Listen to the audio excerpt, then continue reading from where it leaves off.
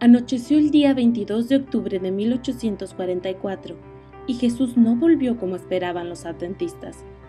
Pero la mañana siguiente llegó y con ella tristeza, decepción y para algunos humillación. And when he met a neighbor, they'd say, "What are you doing here? Thought you were going up." And it sounds kind of funny, but it wouldn't feel funny, I don't think. Why does God work out of disappointment? Could it be that disappointment is a filter, a grid through which we pass, and in the passing through, there is something that gets purified. There's something that becomes resilient. There's something that shines. There is this phoenix out of the ashes.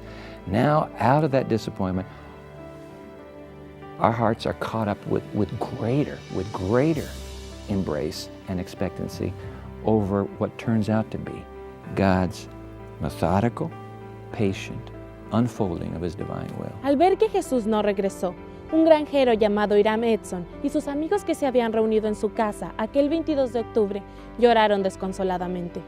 A la mañana siguiente decidieron ir al granero en búsqueda de auxilio divino y aunque dudaban, fueron consolados y decidieron salir a consolar a otros adventistas.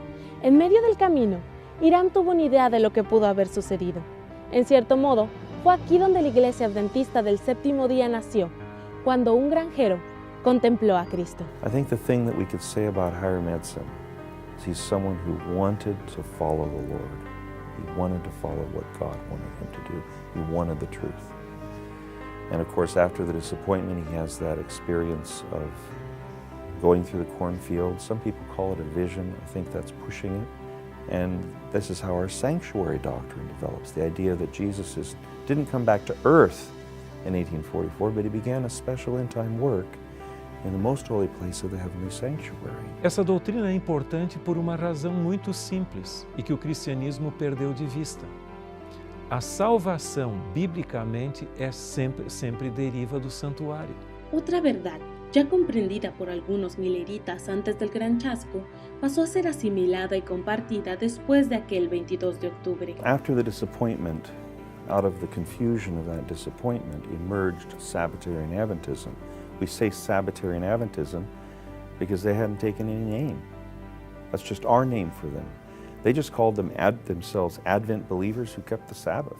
La historia de los adventistas del Séptimo día pasa por Washington, New Hampshire, y algunos dicen que fue aquí donde comenzó, con un grupo que aceptó la fe de la segunda venida de Cristo uniéndose al movimiento milerista, y después de escuchar el testimonio de la maestra Rachel Oakes, aceptaron la verdad del sábado. La pequeña iglesia que recibió a James y Elena White, John Andrews y Joseph Bates sigue abriendo sus puertas los sábados, siendo la iglesia adventista con más tiempo en funcionamiento en el mundo entero. But that church started just as a community church. It was a Christian church. Not Adventist, not even Sabbath keeping. It was just a Christian, Sunday keeping Christian church. But then it became a Millerite congregation before the disappointment. And of course the stories that I'm sure you already looked at of Frederick Wheeler and Rachel Oakes, who comes there and her daughter's teaching school and she wants to be with her. She's a Seventh-day Baptist and she introduces the Sabbath to Wheeler. And the others, at first they aren't interested, but God helps Wheeler. Wheeler accepts it. And he becomes a very important early Sabbath keeper. La verdad sobre el sábado fue publicada en un folleto que llegó a manos de un hombre llamado Joseph Bates. El capitán Bates era un viajero de los mares y ciertamente una fuente de noticias para un pueblo que vivía del comercio y la caza de ballenas. Un día, mientras cruzaba el puente que se encontraba en este mismo lugar, compartió la noticia que cambiaría no solamente su vida. Al encontrarse con su amigo James Madison Monroe Hall, que venía en su dirección, él le preguntó: «Capitán Bates, ¿cuáles son las buenas nuevas?». Él respondió: «Amigo, las buenas nuevas son que el séptimo día es el día del Señor». Y fue así como por primera vez el capitán Bates compartió la verdad sobre el sábado. Fairhaven is the home place of Joseph Bates. And of course, the three founders of the Seventh-day Adventist Church, Joseph Bates, James White, Ellen White, each played a role. Ellen White had a prophetic voice, we've talked about that. James White was the organizer, publisher, the mover and shaker of the movement. Joseph Bates in the early years was the theological founder. He's the one who was bringing together the theological framework in a very unique way. It's the Sabbath that comes finally through him, of course, to him and then through him in the movement. And then the sanctuary linking to the Sabbath is Joseph Bates again, this idea of the importance of proclaiming the Sabbath in the last days. These are theological core concepts that come from Joseph Bates. Entre los que enfrentaron el gran chasco, una joven recibió una misión especial. Every major epoch of sacred history has had a prophet who's saying, hey guys, something's about to happen. Now, look, would it be logical for a God who has done it here, here, here, here, before the greatest event in the history of the human race, in other words, the return of Christ, visible, personal return of Christ to earth, would it be logical for God to say, you know what, I had him down here, but I don't need a friend now. You just figure it out. You people just figure it out. You'll get it.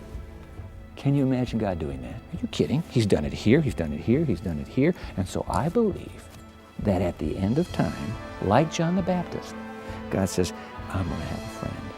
In fact, he found a 17-year-old girl, a 17-year-old American girl.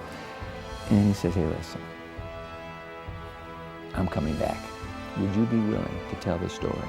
Was Ellen White the basis of the Seventh-day Adventist Church? It's not fair to say that. I teach development of SDA theology and teach these classes here at the seminary and have for a number of years. Ellen White is one of the founders of the church. That's fair to say. Her and James White, Joseph Bates. But they would never think or say that it's founded on her or even on her visions. Because a study of the movement shows that it was God leading them in their study of Scripture. So the movement was really message-driven from the Bible. And Ellen White saw her prophetic ministry as two things. And this is really important if people want to understand Ellen White and her role. She was there to take us to Jesus. Her emphasis upon Jesus and upon salvation is so powerful. And second is to take us to Scripture. So her writings take us to Scripture. They are not her writings. They're Scripture that she's pushing us to read and to look at. So it's not built on her. It's built on a biblical message. I am absolutely convinced that the ministry of Ellen White, as a woman, is a ministry of a friend of God who brings to a generation who has ears for God the word, don't quit now.